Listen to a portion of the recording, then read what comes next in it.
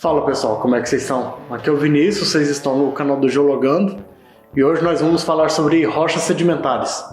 O que é, o que vivem, o que fazem, do que se alimentam.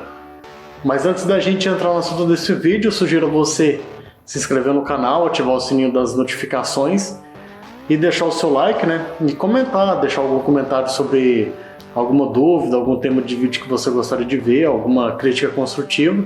E compartilhar esse vídeo com mais amigos para que esse vídeo possa atingir uma comunidade geocientífica maior, né? E bora aí pro conteúdo. Sobre rochas sedimentares, é bom a gente dar uma relembrada naquele conceito do que é mineral e do que é rocha. Lembrando que mineral é uma estrutura cristalina tridimensional que se repete ao longo do espaço, né? Enquanto rocha é um aglomerado de minerais, né? Um conjunto de minerais, uma assembleia de minerais vai te dar uma rocha. Então nós vamos ter as rochas ígneas, sedimentares e metamórficas. Lembrando que naquele processo de ciclo das rochas, uma rocha vai se transformando em outra ao longo do tempo. Então uma rocha ígnea, quando é submetida aos processos de erosão e deposição, ela vai se tornar uma rocha sedimentar. Uma rocha sedimentar, quando é submetida a uns campos de temperatura e pressão, nós vamos ter uma rocha metamórfica. Uma rocha metamórfica ela pode se tornar uma rocha sedimentar, uma rocha ígnea. Então é uma miríade de fatores que vai ser muito importante nesse processo. Então nesse caso, quando a gente fala de rocha sedimentar, são rochas que se formaram a partir dos fragmentos de outras rochas, né? Então nesse conceito é importante dar uma definição do que é o sedimento.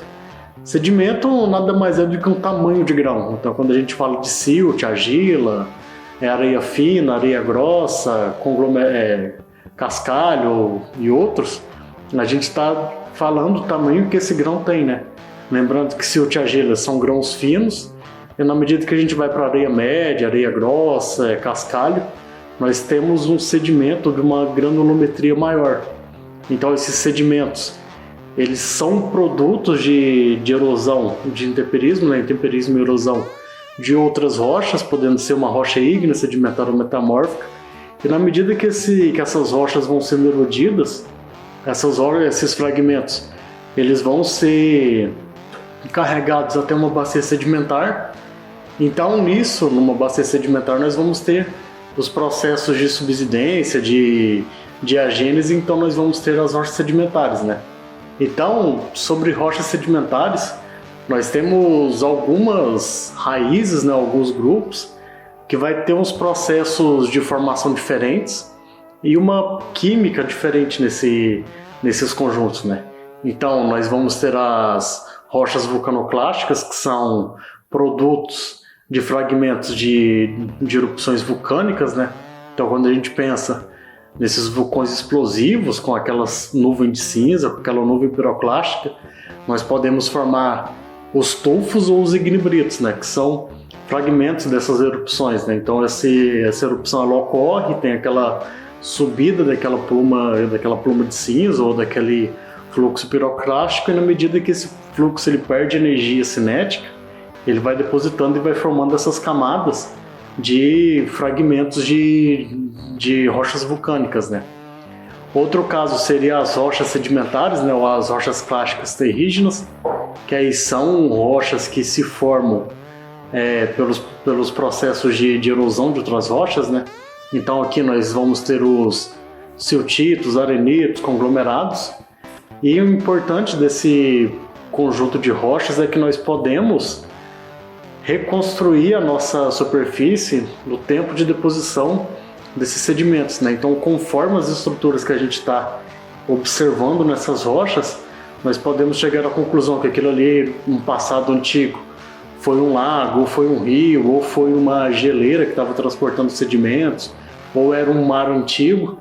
Então, o estudo das feições de rochas clásticas, né, de rochas siliciclásticas, eles podem ser importantes para nos guiar nesse processo de paleogeografia, né, ou paleogeomorfologia do ambiente que a gente está presente, né. E outro conjunto de rochas, né, são as rochas carbonáticas, que a gente pode ter uma contribuição de micro-organismos, né. Então aqui nós podemos entrar com o conceito de rochas bioquímicas, como os carbonatos. Então, o que acontece? Essa assembleia de micro-organismos, né, de bactérias, na medida que elas vão realizando fotossíntese, nós vamos gerando os particulados de carbonato, né? Então a gente tem a calcita como o carbonato mais famoso, e dentro assim dessas rochas bioquímicas, desses carbonatos, nós vamos ter uma série de feições que vai nos guiar nesse estudo, né? Então a gente pode trabalhar com algumas definições de carbonatos, né? Nós podemos ter coquinas, estromatólitos, nós podemos ter Baldston, Paxton, pellets. Então, saber essas definições de nomes que eu acabei de dizer aqui, né? O que cada nome significa, vai também ser importante nesse estudo para entender como foi a evolução geológica desse cenário. Então, outro exemplo de grupo de rochas sedimentares, nós vamos ter as rochas químicas, né?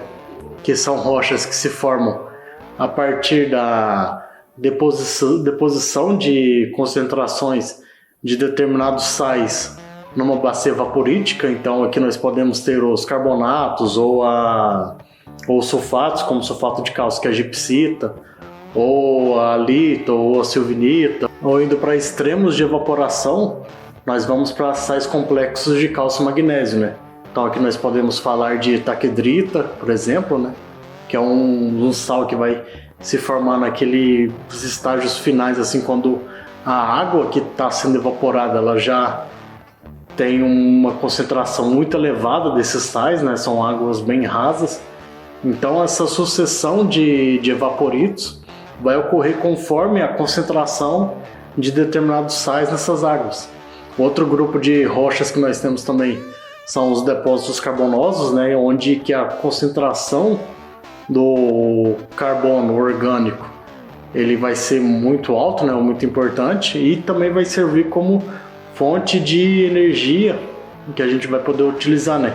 Então aqui nós podemos ter os carvões, nós podemos ter depósitos de petróleo ou de óleo e gás, né? Então a concentração de matéria orgânica nesses depósitos vai ser importante para a nossa economia, né? Então entender as características das rochas sedimentares vai ser importante tanto em aspectos geomorfológicos ou geológicos, onde a gente vai entender melhor como foi a evolução da nossa bacia sedimentar ao longo do tempo, ou então em termos econômicos, quando a gente está falando de depósitos carbonosos, carvão, óleo e gás, vai ter um fator econômico muito importante para a nossa demanda da nossa matriz energética, né? Então o vídeo de hoje vai ficando por aqui. Esse aqui foi um assunto bem rápido. Vou deixar alguns recados aqui, que a gente está criando a nossa livraria online aqui aos poucos, né? Então vou deixar aqui no link da descrição do vídeo alguns livros relacionados com o assunto de rochas sedimentares ou sedimentologia. E outro recado também é que a Amazon está dando 30 dias de assinatura grátis do Kindle. Então você terá acesso a mais de 1 milhão de e-books gratuitos durante esse período. E caso você não se adapte bem a essa plataforma, você tem até 30 dias para cancelar a assinatura sem compromisso financeiro nenhum, né? Então vou deixar na descrição o link também do Kindle. E a gente se vê numa próxima ocasião aí. Se gostou do vídeo, deixa o seu like e a gente se vê numa próxima, gente. Muito obrigado e falou!